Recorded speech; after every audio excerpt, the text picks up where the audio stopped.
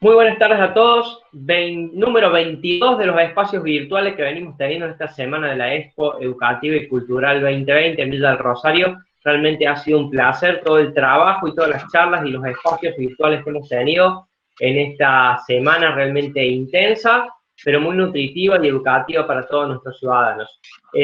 Como hemos venido trabajando, la Universidad Nacional de Villa María aportó muchísimos espacios virtuales, aportando especialistas de primer nivel, y hoy no es la excepción.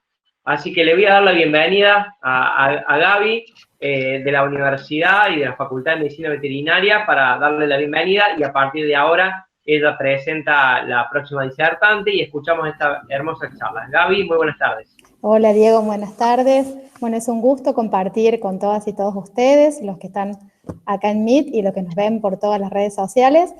Nosotros representamos a la Universidad de Villa María, que ha hecho de esta ciudad una ciudad universitaria, y bueno, nos enorgullece con Mónica, que ahora ya la voy a presentar en detalle.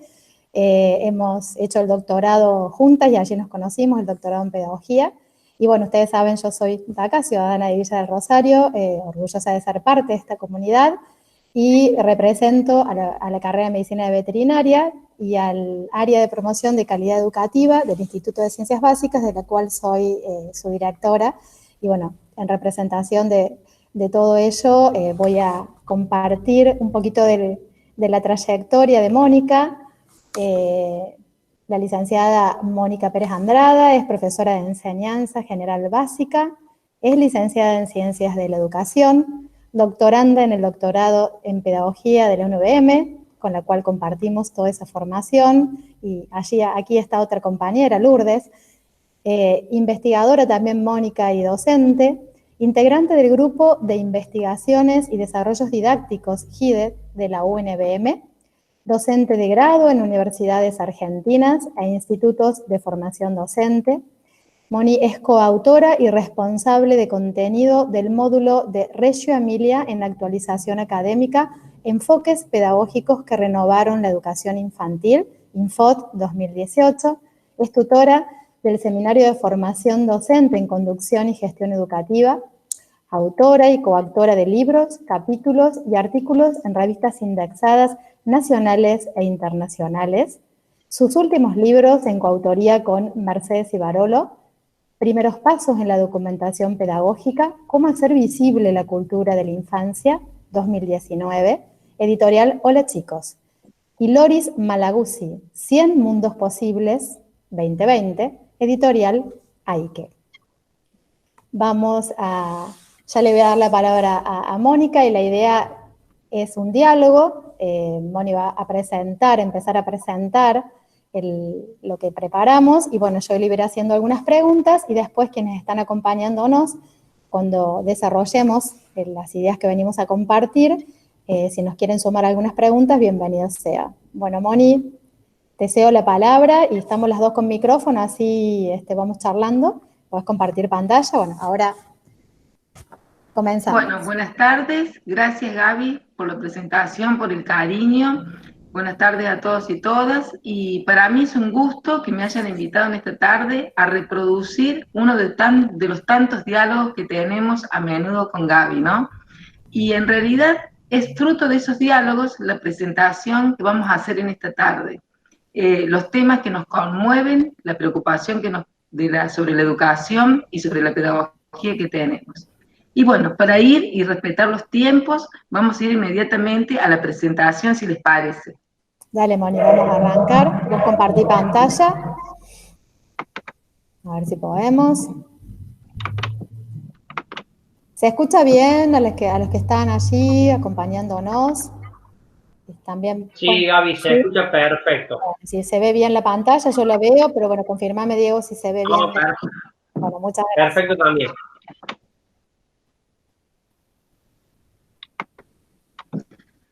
Bueno, queridos colegas, la idea es comenzar con esta imagen de Jan Komack, para que ustedes puedan, a partir de esta imagen, pensar en la educación actual, en esta educación pandémica, en esta educación que hemos tenido que salir los docentes a enfrentarnos a esta situación. Si quieren, ustedes pueden ir escribiendo en el chat. Si uno lo ve de manera subjetiva, si se para dentro de este vaso, uno puede decir, el vaso actúa como contenedor. La persona que está en ese bote aparentemente está tranquilo mirando esa imagen, ese sol que lo ilumina. El agua también se ve apacible, el árbol se ve fuerte, se ve firme. Pero si nos alejamos de la imagen, podemos también ver que el vaso está apoyado levemente en una roca.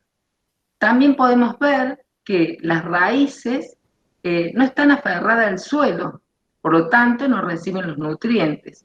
Además, esas raíces se ven débiles en relación al tronco, en relación a la copa, y entonces podríamos decir que es una situación bastante inestable, ¿no? Es una situación de incertidumbre. Podríamos esto relacionarlo con la situación actual en donde, en esta situación de excepcionalidad pedagógica, muchos de nosotros tenemos incertidumbre, tenemos cierta inestabilidad, cierta nostalgia de lo que estábamos transitando en la presencialidad y que ahora nos interpela. No sabemos cuánto tiempo puede durar ese vaso apoyado en la roca. No sabemos si ese líquido se puede derramar. Tampoco sabemos si la persona que está ahí cuenta con las herramientas suficientes para llevar adelante si todo se volviera líquido, ¿no?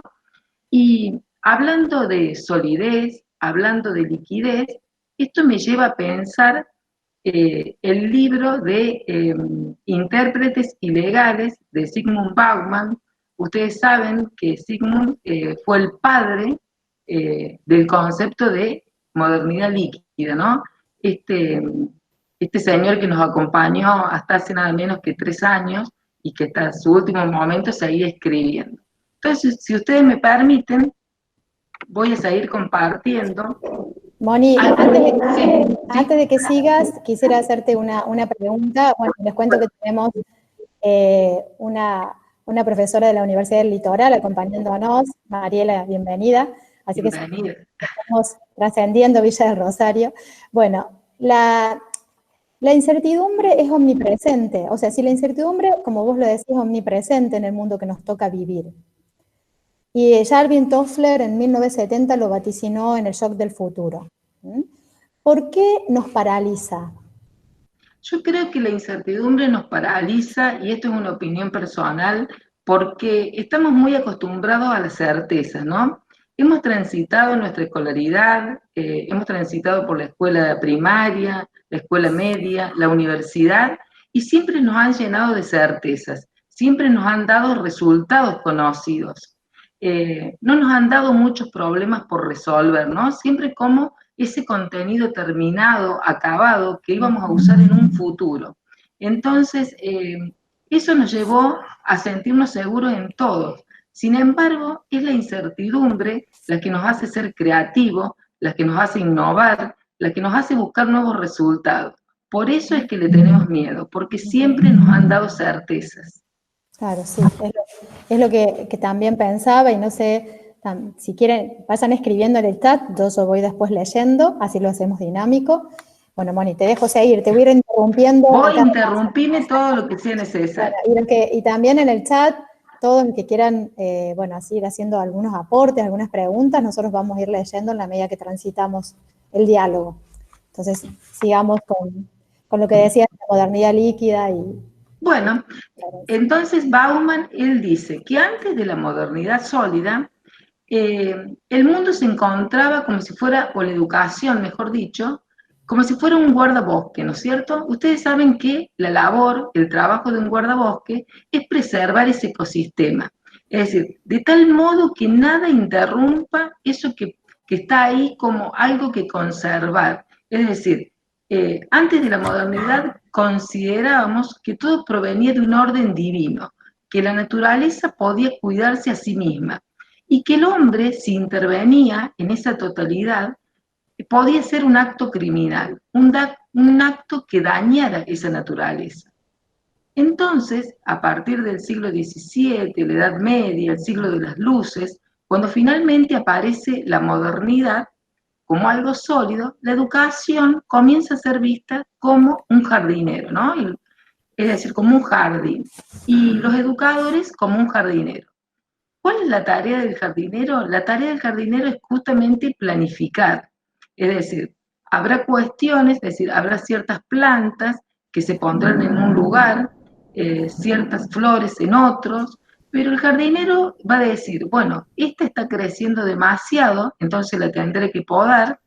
Habrá otras plantas que van a nacer en el jardín, que el jardinero diga, no, esto no pertenece a este jardín, entonces esas plantas van a ser arrancadas, van a ser extraídas, van a ser arrojadas del jardín, ¿no?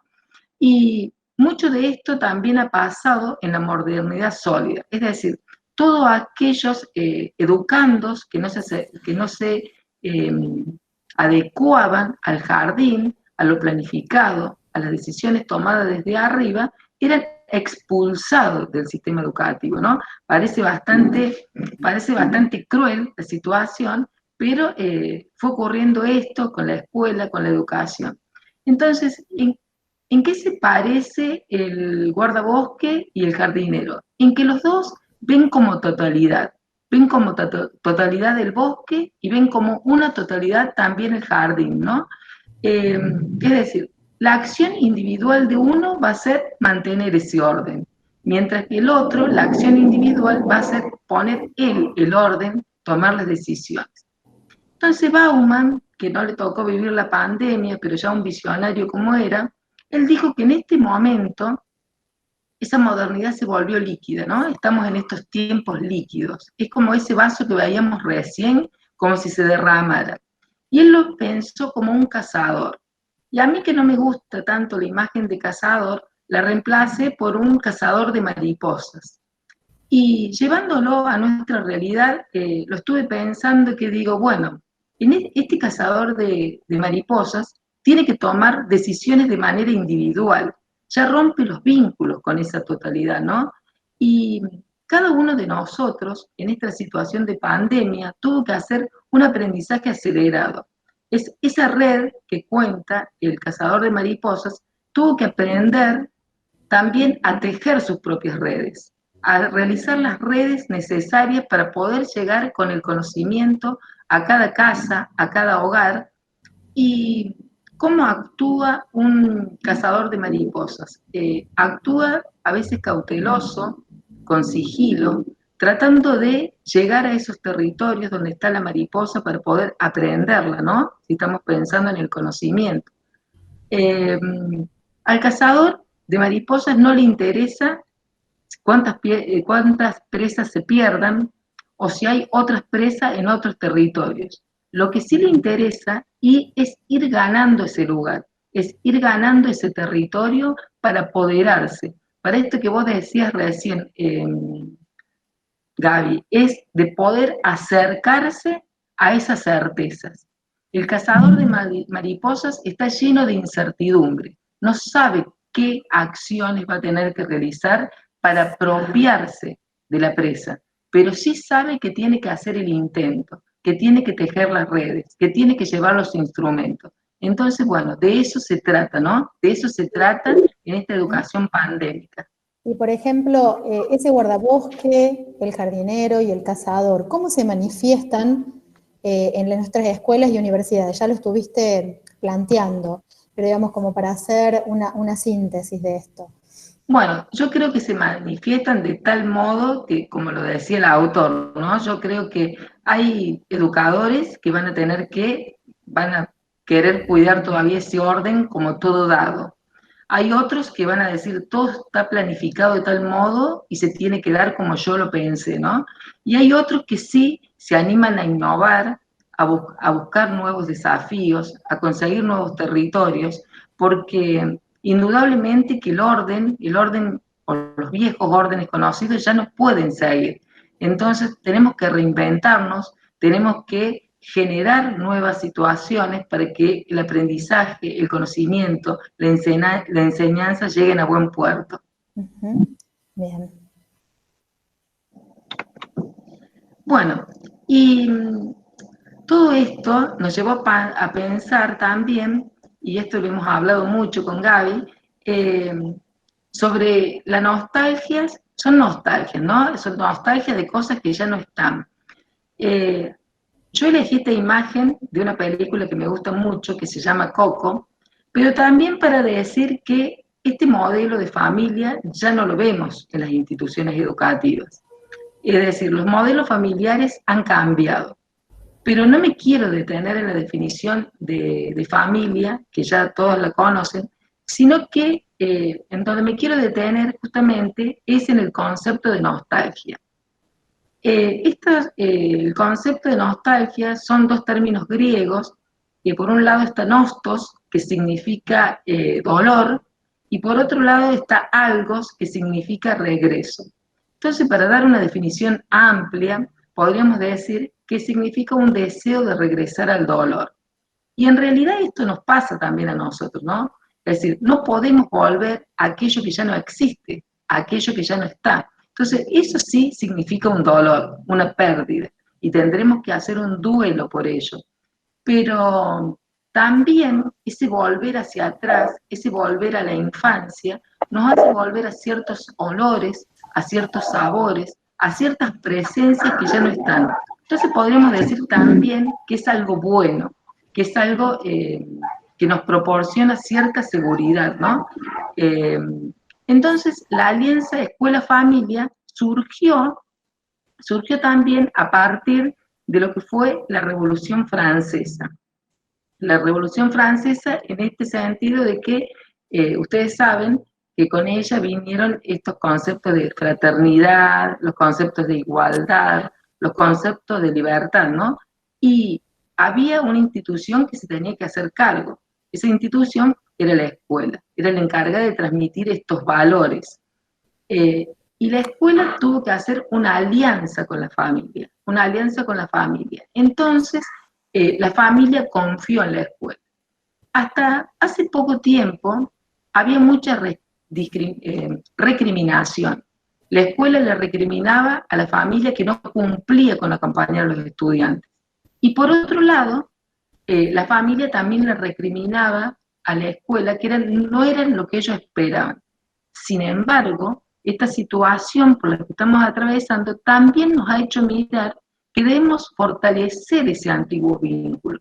Es decir, si la familia en este momento no nos abre esa puerta de la virtualidad para que el conocimiento verdaderamente entre, la escuela, ¿cómo llegaría?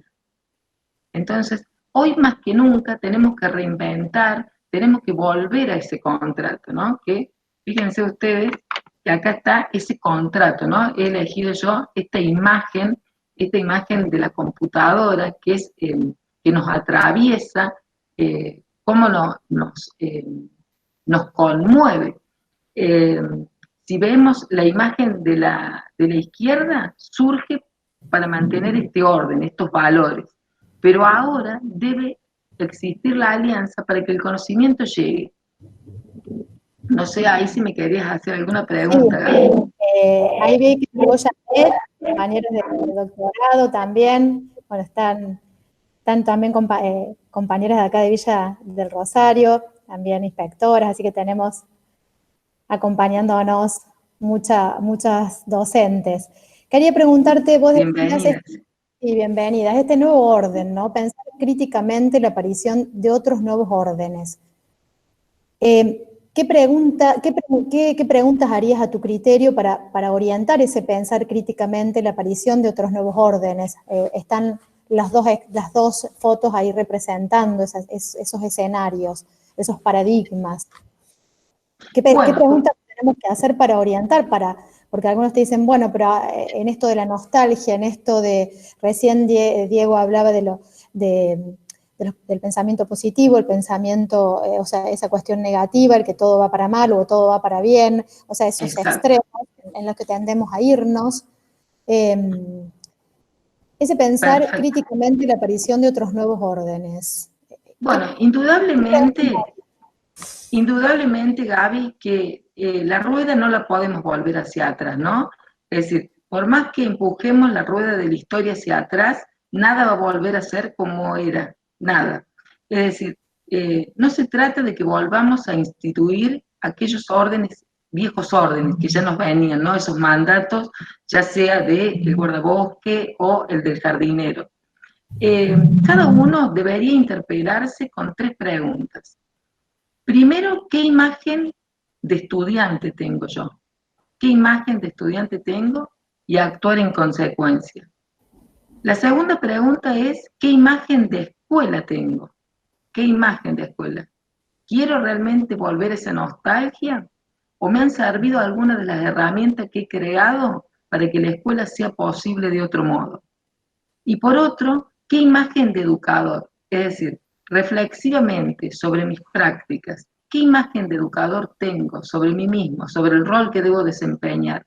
Entonces, en función de esas preguntas, yo pienso que se puede establecer, ya no sé si hablar de orden o hablar de nuevos desafíos. Indudablemente que no vamos a poder ser los mismos, ya estamos atravesados por esta situación. Yo creo que mucho de lo que hemos hecho a través de la tecnología llegó para quedarse, entonces ahora lo que tendrá que impulsarnos serán los desafíos de pensar en estas 3 preguntas. ¿Qué imagen de estudiante tengo? ¿Qué imagen de escuela? ¿Y qué imagen de educador? Que también tendrá que ver con lo que nosotros tanto trabajamos en el doctorado, y está Janet y Lourdes aquí también, sobre las dimensiones, ¿no? de todo análisis pedagógico, lo antropológico, lo teleológico y lo metodológico, es decir, ¿a quién educamos? Exacto. Que no es el mismo que hace 50 años, mucho menos, o sea, el de hace 100, como en la sociedad industrial, y ni siquiera es el de hace 10 años, ni siquiera es el del año pasado, o se diría de marzo, ¿no? Acá ya fue el vértigo tan rápido, tan cambiante. Luego, el sentido, ¿para qué estamos educando? Es decir, ¿cuál es la finalidad de la educación? Si seguimos generando personas que repliquen, que reproduzcan o que sean capaces de pensar en otro mundo posible, en este título que pusiste ahí del mundo, 100 mundos posibles o algo así, o lo que plantea la pedagogía de la esperanza, las pedagogías que plantean el mundo de otro mundo posible, y no como una utopía, sino como una realidad. Y luego el cómo, y fijémonos, ¿no es cierto? El cómo siempre se plantea como primero, y eso lo aprendimos tanto nosotros, lo reflexionamos tanto. El cómo, si se aprende, el cómo enseñar, si no lo sostenemos en el a quién y en ese para qué, termina siendo una receta, y las recetas nunca se pueden aplicar demasiado bien si no miramos a los ojos a quienes educamos. Acá están escribiendo, así que voy a aprovechar aquí que acá, bueno, tengo varias, ya voy a leer lo otro. Andrea dice, en algún punto, añoranza de que todo lo pasado y lo conocido fue mejor, algo que está muy instalado en un sistema educativo que debió reinventarse desde hace mucho tiempo. Sí, Andrea, claro está, y hoy vino con de un plumazo a mirarse de frente en el espejo. Y que hoy lo tuvo que hacer de manera repentina y casi obligatoriamente. Lourdes también decía quién, para qué, cómo, eso que tanto aprendimos. Bueno, Eli nos dice un placer escucharlas. Y André también, esas imágenes están directamente relacionadas con la historia propia y personal, en función de lo vivido en nuestro propio proceso educativo. Claro, Andrea, por eso hay que deconstruirse y ser capaz de reflexión mediante, que es el único camino, hacer esa transformación interna. Ese es el camino para reconstruir. Vos sabés, Gaby, que me quedo de los 3 conceptos que vos señalaste, lo antropológico, lo teleológico y lo metodológico, que fue lo último que mencionaste, me voy a quedar con el último, ¿no? El cómo. Seguimos, aprovechamos esta virtualidad para que esos contenidos verdaderamente sean apropiados por los estudiantes. Estamos pensando en qué modo que ellos puedan metabolizarlos, masticarlos, o solamente nos estamos preocupando por enviar contenido, ¿no? Entonces, ese cómo que vos señalaste al final me parece que es lo más simbólico de esta tarde, ¿no? Pensar cómo estamos llevando el contenido, para que los estudiantes se apropien o solamente lo hacemos como un trámite de despachar en un depósito. Claro, ese cómo quizás sea la punta del iceberg, esa expresión de todo aquello que está subyacente. Janet nos dice fundamental revisar los paradigmas de formación docente. Claro, Janet, porque finalmente en esas representaciones sociales que tenemos de la educación, del estudiante, del aprender, del enseñar, están las actitudes, las imágenes, lo que vos decías de las imágenes, Moni, las experiencias previas que decías, Andrea, los conocimientos previos, las informaciones que sobreabundan, y todo eso hace que tomemos decisiones. Y si no somos conscientes y nos paramos a reflexionar, esas decisiones justamente tomamos decisiones sin esa conciencia que requiere un proceso de reflexión. Así que bueno, vamos por un docente como mediador de vínculos en estos tiempos, parece ser. Exacto, Gaby. Y bueno, quiero contarles a todos los que se han juntado en esta tarde de sábado, que en lugar de disfrutar el día nos han venido a escuchar, quiero contarles que, bueno, este concepto surgió justamente de un diálogo con Gaby, ¿no? Estábamos pensando cuál es el lugar que debe ocupar el docente en la actualidad, ¿no? Y surgió de Gaby esto de pensar el docente como mediador de vínculos. Y a mí me gustó tanto, y yo digo, Gaby, es tal cual. Por eso quería ser honesta y contarles genuinamente cómo surgió. Entonces, pensando justamente, por un lado la escuela, por otro lado la familia, en este vínculo, ¿quién podía ser ese facilitador, ese mediador de vínculos, ¿no? Y justamente es el docente el que tiene que ocupar ese lugar, y esto no significa de ningún modo que se vaya a perder la simetría, ¿no? Sino que el docente va a poner a disposición de la familia aquellas metas, aquellos objetivos, aquellas situaciones de conocimiento a las que se pretende arribar. Y cuando el padre, cuando el estudiante tiene un conocimiento de estas metas, también ellos se van a hacer responsables de llegar a la meta. ¿Por qué? Porque todos conocen de antemano cuál es el punto de llegada. También nos hemos visto en esta situación armando grupos de WhatsApp con nuestros estudiantes, armando grupos de Facebook o Meet, y también hemos tenido que ser más flexibles, más laxos con los horarios, ¿no? Sabiendo que en muchos hogares se cuenta con un único dispositivo, es decir, todos nos podemos juntar a las 20 horas porque el padre de Carlitos viene de trabajar esa hora y le presta el celular.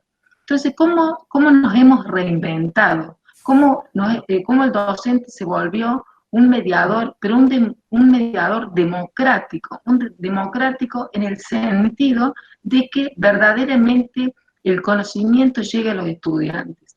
Y también nos preguntábamos si en esta mediación, ¿qué lugar podemos darle a la inclusión, ¿no? A la inclusión, siendo que va a haber niños que nunca, o jóvenes, que nunca van a poder acceder porque no tienen la conectividad. Y hay otros que teniendo la conectividad tampoco acceden, porque hay una familia que no sabe cómo acompañar, no tiene conocimiento de los contenidos. Y por otro lado, también hay niños con necesidades educativas especiales que también se hace difícil sostenerlo.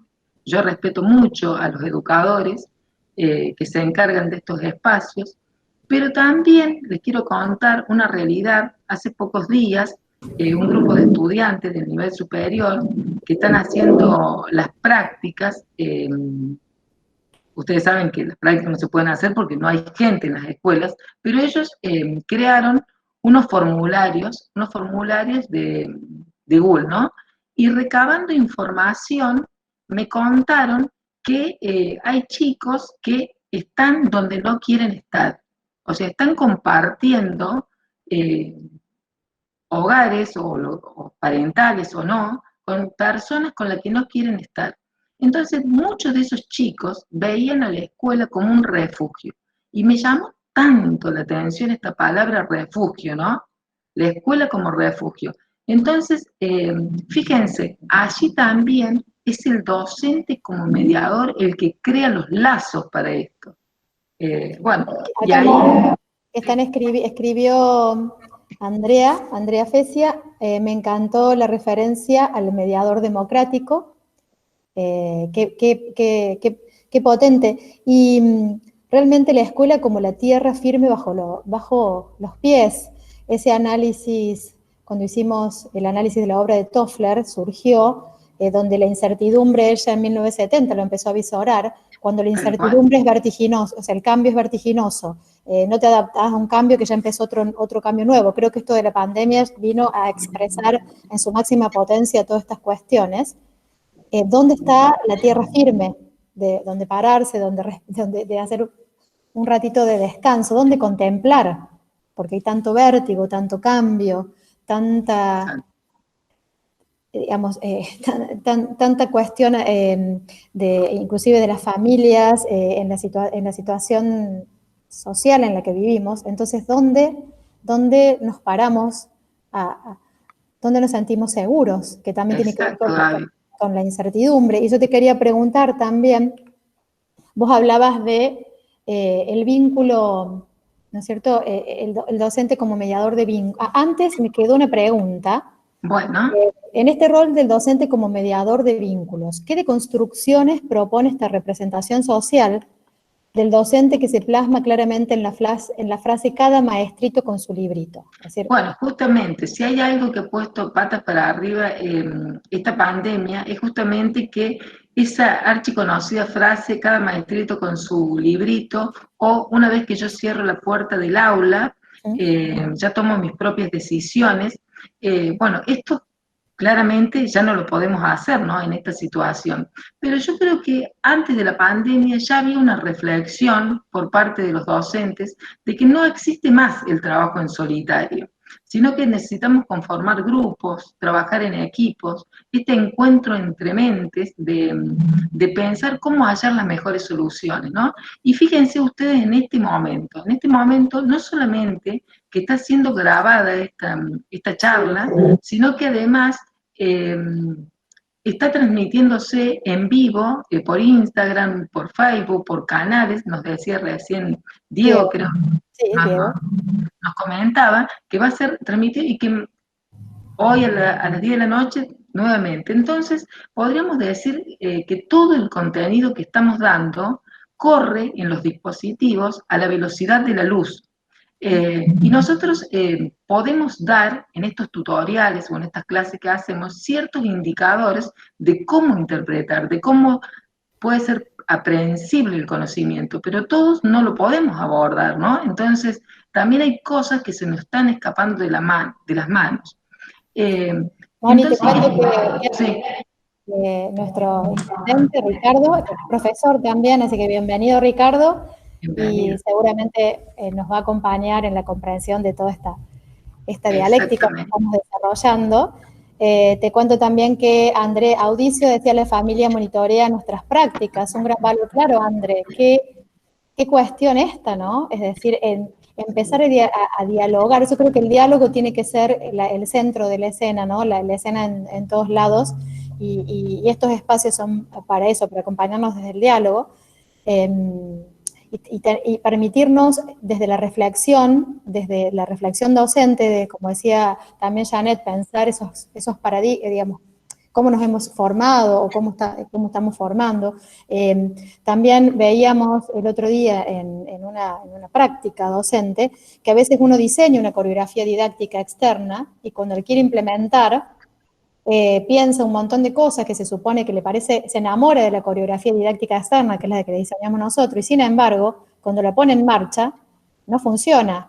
Y ese enamoramiento de esa coreografía hace que vayamos adelante sí o sí, y queremos ir adelante, y cuando quien está al frente, y ahí hablando con Elina el otro día, que estaba Eli por aquí, Eli Fernández, decíamos, podés a lo mejor nosotros tenemos 8 comisiones, por ejemplo, y nos damos cuenta que capaz en 2 comisiones no funciona tan bien como funcionan en en las otras 4 comisiones, y que somos nosotros los que tenemos que decir, hay un otro que me pone límites, que me pone límites a lo que yo hago, porque ese otro, por eso no se puede estandarizar.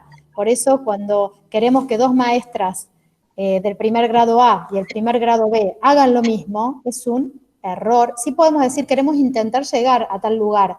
Ahora, lo mismo, a la par, de la misma manera, y habría que ver, porque hay muchos otros, ¿sí? Encima son muchos otros, y cada uno tiene sus coreografías didácticas e internas, y acá le recomendamos que si pueden leer sobre coreografías didácticas de Zabal Samoni, ¿está bien? Sí, Oster y Zabal. Ahí está, y Andrea Audicio, el trabajo colaborativo como motor de las prácticas que se van diseñando para abordar la realidad que plantea esta excepcionalidad, y André te sumaría, además del trabajo colaborativo, un trabajo que necesariamente sea reflexivo. Son tiempos en donde una máquina nos puede quizás reemplazar algunos procesos, pero no puede reemplazar la reflexión, no puede reemplazar el diálogo, no hay forma, no hay ninguna máquina que reemplace a un diálogo inteligente, a un diálogo constructivo. Entonces, Noelia dice, comparto, la propuesta puede ser diferente, trabajando el mismo contenido, claro, Noé, y ahí está la gracia, ¿no? Es decir, y ahí está nuestro arte y nuestra expertise. Y además pensando en la coreografía y lo que estaba manifestando André, ¿no? También en esas aulas diversas, en esas aulas multitudinarias, pensar en los distintos niveles de complejidad. Habrá algunos que podrán hacer de un modo la coreografía y habrá otros que lo podrán hacer de otro modo. Nosotros tendremos que ser artífices o artesanos de construir esos escenarios para que todos puedan llegar a elaborar su propia coreografía, ¿no? La coreografía interna, los pensamientos, lo que ocurre por dentro. Pero bueno, ya vemos que el docente es un facilitador, es un mediador, pero fíjense ustedes cómo está cargado de instrumentos, ¿no? Esto estar cargado de instrumentos implica que yo tengo que estar lleno de marcos teóricos, agarrar un espesor cultural para construir mis marcos teóricos, formarme como tal, ¿no? Bueno, eso es muy importante, ¿no? Marcos teóricos para las decisiones en la práctica, y práctica para potenciar esos marcos teóricos. Porque si el marco teórico no se amalgama con la práctica, y si la práctica no se sostiene en el marco teórico, es donde fallamos. Quizás los problemas que no se han podido poner en marcha lindos marcos teóricos es porque no se ha preparado suficiente a quienes lo iban a poner en marcha. Entonces, es todo un desafío, pero en la sociedad del conocimiento creo que esto tiene que ser como el centro de la escena de lo que va viniendo, ¿no? Del acto educativo. Pensar, abordar, acceder a los marcos teóricos, ponerlos en marcha, cuestionar los marcos teóricos y evolucionar a través de ese cuestionamiento. Exactamente. Ya te digo qué hora es. Sí. Hay menos 20, así que... Vamos a evitar, yo no voy a pasar el video porque si no nos vamos a detener, después ustedes lo pueden ver solo, se llama Niños enseñan a sus abuelos, es hermoso el video, pero si nos detenemos a ver un video no vamos a avanzar y no vamos a llegar con el diálogo. Si terminamos, queda un ratito, podemos ponerlo, volvemos y lo ponemos. Bueno, en realidad, acá lo que se nos invita es a pensar que estamos en un mundo social, por un lado, que es lo que venimos hablando, y por otro lado, en un mundo digital que está en un continuo cambio, ¿no? Y no solamente que está en un continuo cambio, sino que esto implica que nos vayamos apropiando de un lenguaje que no conocemos. Es decir, constantemente vamos ampliando nuestro vocabulario, tanto desde lo social como desde lo digital. Entonces, las nuevas tecnologías cambian. Y no significa que solamente yo voy a aprenderlo a usar como una herramienta, ¿no? Como algo para poder administrar, sino que además estas nuevas tecnologías son nuevos modos de percepción, nuevos modos de acercarse al conocimiento y también un intercambio, una interrelación social, ¿no? Entonces nos damos cuenta que esto llegó también, como decíamos antes, para quedarse. Las tecnologías, o sea, si durante tanto tiempo tuvo preponderancia lo que es la escritura, o esta escritura letrada, hoy decimos, y dada por supuesto por especialistas, por expertos, hoy la tecnología está al alcance de todos. Es decir, con algunos movimientos simples, todos podemos manejar la tecnología y además podemos decir que somos productores de contenidos, de procesos, es decir, lo que ponemos en la nube, lo que ponemos en la web, es manejado por un montón de gente. Entonces, debemos también replantearnos toda esa información que corre, si realmente es contenido o no. Estaba pensando, Gaby, me acabo de acordar, cómo surgió Khan Academy, ¿no? Este profesor Khan, que era hijo de un padre de Bangladesh y de una madre hindú, tenía una sobrina que continuamente le consultaba sobre cuestiones de matemáticas, ¿no? Que en estos casos es una destacada. Entonces él empezó a hacer tutoriales para esta sobrina. Y después empezaron los hermanos de ella y después empezaron los compañeros del curso a pedirles tus tutoriales. Tal es así que empezó a usar YouTube y a cargar los tutoriales ahí para que todo el que necesitara pudiera ver sus tutoriales. Ahora se convirtió en Khan Academy, que recibe millones de dólares por mes, ¿no? Pero fíjate que a partir de una idea, de un tutorial, de algo que surge, ¿cómo podemos transformarnos? Es decir, y cómo la tecnología nos llega a transformar a nosotros. Es decir, estas redes que no dejan de tejerse, que todo nuestro conocimiento y las cosas que hacemos están en la nube, con solo apretar un botón llegamos a distintos países, a distintas regiones. Bueno, entonces esto nos demuestra que tenemos que estar preparados. De a poco ir apropiándonos de esta cultura digital, de cómo manejarnos en los entornos virtuales, de cómo pararnos como docentes para que la educación y el aprendizaje llegue a nuestros estudiantes. Y cambiar el fondo y no la forma, porque si hacemos, por ejemplo, un cuestionario multiple choice automático que corrige la máquina, es decir, no cambió la esencia de la cuestión. Entonces, aprovechar, por ejemplo, muchos software, muchas herramientas, en particular para estadísticas, y ahora que todo el mundo está con estadísticas por todos lados, realmente la estadística, si no hubiera sido por la informática, no hubiera avanzado como avanza. Exactamente. Nosotros estamos, por ejemplo, trabajando con los estudiantes de veterinaria, todo lo que está sucediendo con la pandemia, haciendo cuestionamientos a los números, modelando, cada uno con sus datos, a lo mejor de una provincia o de otra, o de un país, cruzando, preguntando, o sea, haciéndole preguntas a los datos, y realmente los software permiten llegar a informaciones que de otra manera no lo podíamos hacer. Y por otro lado... Información y conocimiento, Gaby. Sí, perdón, información para la toma de decisiones y conocimiento también. Hoy más que nunca se evidencia lo que son los modelos matemáticos para la toma de decisiones. Acá lo tenemos al intendente en la situación en la que estamos, justamente, ¿no? La cuestión de los equipos de salud, de los equipos del COE y de toda la Argentina y distintos equipos en el mundo, con distintos actores. Y los estadísticos y matemáticos como hay en el centro de escena para propiciar esas informaciones y esos conocimientos para la toma de decisiones. Y por el otro lado... Esa triangulación tan necesaria con la educación también, Gaby. Bien, vamos con la oreja verde, que no sé qué le pasa. Bueno, yo acá les voy a leer este poema de Gianni Rodari, que está en nuestro libro que publicamos el año pasado, en 2019. El libro se llama Documentación Pedagógica, pero bueno, quiero leerles este poema que es para todos, no es solamente para los niños, ¿no? Dice así: un día en el expreso Soria Monteverde vi subir un hombre con una oreja verde. Ya joven no era, sino maduro parecía, salvo la oreja que verde seguía. Me cambié de sitio para estar a su lado. y observar el fenómeno bien mirado. Le dije, señor, usted tiene ya cierta edad, dígame esa oreja verde, ¿le es de alguna utilidad? Me contestó amablemente, yo ya soy persona vieja, pues de joven solo tengo esta oreja.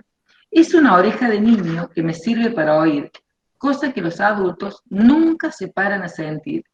Oigo lo que los árboles dicen, lo que los pájaros cantan, las piedras, los ríos y las nubes que pasan. Así habló el señor de la oreja verde aquel día en el expreso Soria-Monteverde. Entonces, bueno, cuando pensamos en la educación y cuando pensamos en esto de habilitar la escucha, no hablamos solamente de la capacidad biológica que tenemos de oír, ¿no? Sino de una disposición ética, de estar atento a qué le pasa al otro. También tiene que ver con una alteridad, ¿no?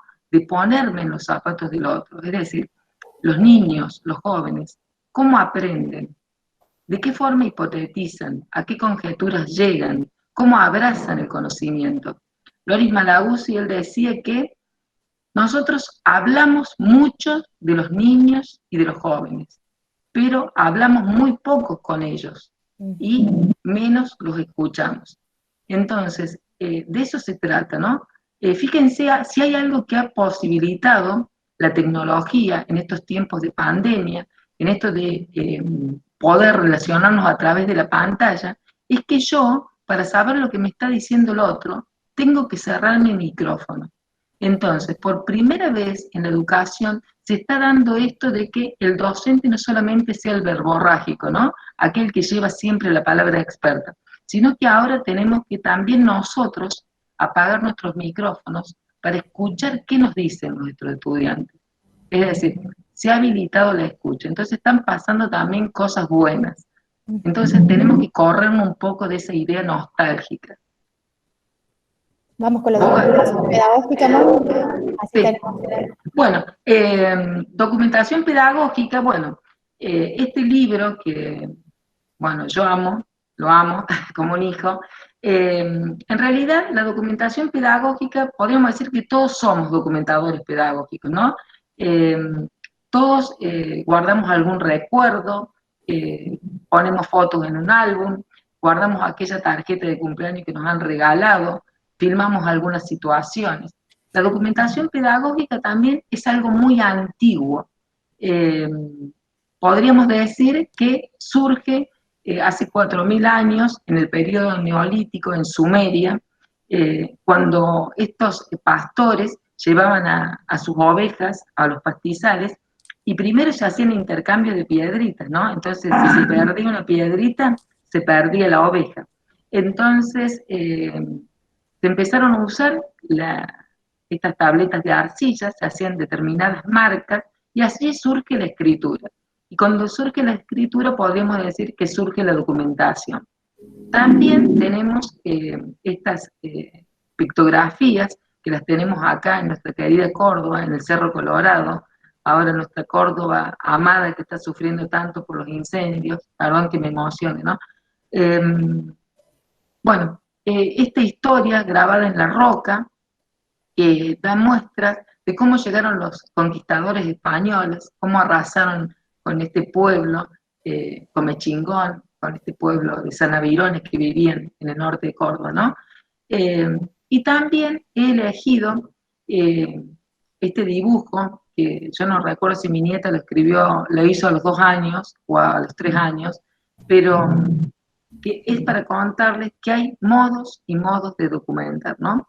Es decir, fíjense ustedes que es un dibujo terminado, es un contorno ya hecho con un único color que le dieron para pintar el color naranja, ¿no? Como si fuera el único color de piel que existe. Y ella, sin embargo, con esas pocas herramientas, pudo determinar los ojos, la boca, los labios. Entonces, vemos que, como decían ustedes, los chicos traen conocimientos previos, ya traen cosas a priori, que no necesitan que les demos cosas terminadas, cosas acabadas, que los dejemos ser, que los dejemos crear sus propios dibujos, sus propios modos de conjeturar, de hipotetizar. Y para terminar, y perdón que lo haga así rápido, ¿cuál es el rol del documentador? Esto lo hemos también hablado mucho con Gaby. El rol del documentador tiene que ver con como decía recién, saber documentar, ¿no? Pero también tiene que ver con, son actos reflexivos. Es decir, cuando documentamos, si bien llegamos a conclusiones de cómo conocen los chicos, cómo piensan, cómo se aproximan ese conocimiento, cómo son juegos simbólicos o no, su juego espontáneo, su relación con otros. También hay cosas que no miramos, hay cosas que dejamos de lado, no sabemos, o sí sabemos por qué las dejamos de lado. Hay cosas que permanecen en la ribera sin ser miradas. Entonces, quizás porque los marcos teóricos que tenemos nos permiten mirar un tipo de cosa y no otras. Entonces, quizás debemos apropiarnos de nuevos marcos conceptuales. O quizás debemos desechar esos marcos conceptuales que no nos permiten mirar. Entonces, la documentación pedagógica se trata de eso, de una reflexión sobre cómo conocen los chicos, pero también sobre una reflexión sobre la propia práctica, sobre los propios modos de conocer, cómo documentamos. Gaby, estamos sobre la hora, yo no sé si hacemos tiempo, o querés que leamos el poema directamente de Gustavo Roldán. Dale, no sé si hacemos alguna... ¿O querés que dejemos acá por las preguntas? Sí, a ver qué me dicen acá. Andrea Fessi dice, prosumidores permanentes.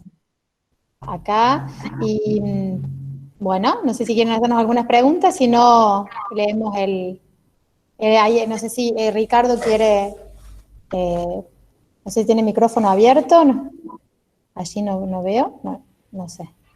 Sí, lo tengo, pero está muy interesante. Terminen. Después lo Bueno, saludo. muchas gracias. Yo porque, bueno, nos pusieron la hora, bueno, sí, yo les quiero leer. Sí, léelo, dale, para cerrar. Leo un poema en realidad es una pequeña historia de Gustavo Roldán, este genio también de la literatura infantil. Bueno, dice, aunque los dragones saben mucho, siempre tienen una mirada llena de asombro. Se asombran de las cosas que no conocen y de las cosas que conocen. A todo lo que conocen lo miran con ojos nuevos cada día. Y si la mirada es nueva, las cosas son diferentes. Entonces se sorprenden de que haya tantas cosas nuevas en el mundo y les parece hermoso conocerlas. ¡Qué hermosa flor!, dice un dragón negro. Muy hermosa, contesta otro. Es parecida a la que estaba ayer en este lugar. Sí, pero la que vimos ayer era cuando el sol estaba alto. Esta con un sol de atardecer me parece más hermosa. ¡Qué hermosa flor!, dice el mismo dragón. El amanecer del día siguiente. Sí, contesta el otro, muy parecida a otra que ya vimos, pero con los rayos del sol del amanecer, esta es más linda. Y vuelan hasta las montañas más altas, esas donde las nieves están desde el primer día del mundo, contentos por haber descubierto una flor nueva. Entonces un dragón le dice al otro, ¡qué hermosa montaña! Tiene toda la nieve del universo. Y los dos sobrevuelan en grandes círculos el pico de esa montaña que acaban de descubrir y que ya sobrevolaron 1000 veces. Bueno, cuando pensábamos en los temas para esta tarde con Gaby, la idea fue esta, ¿no? Sabemos que hay montañas que hemos volado 1000 veces, sabemos que hay pasillos en la escuela que la hemos transitado 1000 veces, que parece que los chicos se repiten, pero los chicos no son idénticos unos a otros de los que venimos recorriendo, ¿no? Entonces, la invitación es abrazar la incertidumbre como un desafío. Hemos propuesto este diálogo para documentar lo que nos está pasando y abrazar la incertidumbre y poner el cuerpo como lo estamos poniendo para seguir haciendo cosas, para pensar en la educación como verdaderamente algo que tenemos para dar. Bueno, Gaby, para mí ha sido un placer. Yo lo dejo acá y no sé si vos me querés hacer preguntas o estamos dispuestas en estos poquitos minutos que nos quedan. Ya dejo de compartir.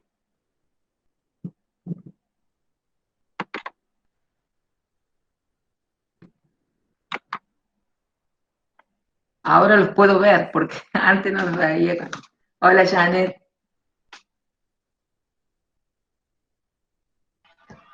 Creo que Gaby se tiró cantando. ¿Sabes qué? Me estaba con el micrófono apagado, ¿viste? Cuando uno habla como los locos, habla solo. No, que decía que esto de la documentación me parece que es la tecnología de la reflexión docente. Yo pensaba, digo, como la estadística es la tecnología de la investigación científica, me parece que la documentación pedagógica es la tecnología de la reflexión docente, y la reflexión docente es necesaria para la investigación, la innovación educativa. Así que bueno, muchas gracias. Sí, muchas gracias a vos, Moni, por sumarte a esto. Gracias por habernos invitado. Bueno, y eso. Son espacios para seguir pensando. Así que muchas gracias. Gracias a ustedes, a la MUNIC, por darnos el espacio de llegar. Y bueno, como ver muchos viendo por la tele, está bueno que llegue a la casa. Muchas gracias a ustedes también, porque esto también queda como un documento para nuestra ciudad. En nuestra página de la MUNI va a quedar una plataforma que es el área de educación, en donde todos los videos y todas las charlas, tutoriales, todo lo que tenemos va a quedar documentado, y de acá a 2 o 3 años, si alguien quiere volver a escuchar esta charla, con tan simple entrar a un link, va a poder hacerlo. Lo dejo a Ricardo que diga unas palabras finales para despedirlas. Gracias, Diego. Bueno, muy buenas tardes. ¿Me escuchan? Sí, sí. Acá bueno, muy buenas tardes. En primer lugar, bueno, felicitar y agradecer a los que están conectados un sábado a la tarde para abordar un tema tan importante como es el de la educación. Bueno, felicitarlas por la exposición, que realmente ha sido extraordinaria. Bueno, creo que este mundo tecnológico que veíamos venir, fundamentalmente en el mundo del trabajo, nunca imaginábamos que íbamos a tener que aplicar en la educación casi en 2 o 3 días. Y bueno, esto nos ha abierto un desafío importante, que muchas veces es alejarnos un poco de los contenidos y ser un poco creativos para poder mantener a los niños y a los jóvenes entusiasmados y con la posibilidad de poder seguir siguiendo, digamos, el proceso educativo.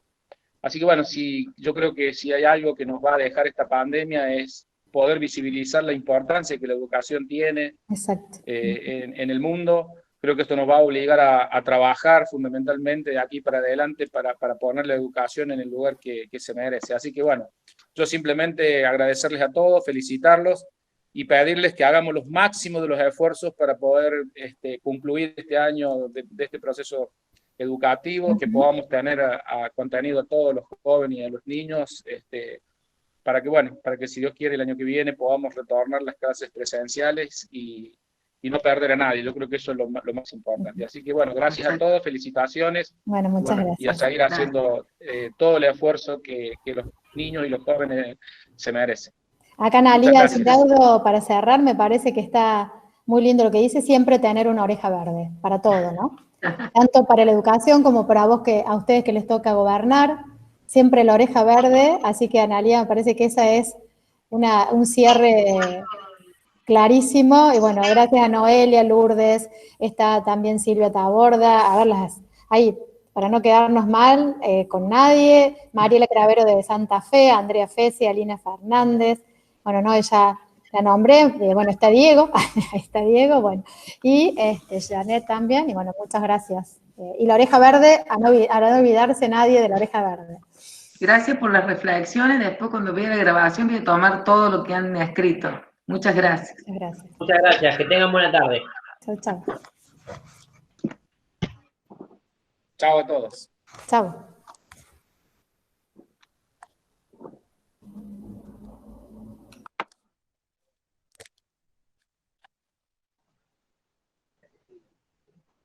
No sé si sigue grabando, ¿siguen grabando? Nos vamos, sí, ahí estamos. Chao, Andrés. Chao. Chao, mi vida, hermoso como siempre, un lujo son. Un abrazo grande, Gaby. Jimena no la nombré, Jimena Mariani no la nombré, estaba ahí. Un gusto verte, Andrés. Gracias por estar. Excelente. Chao, mi amor.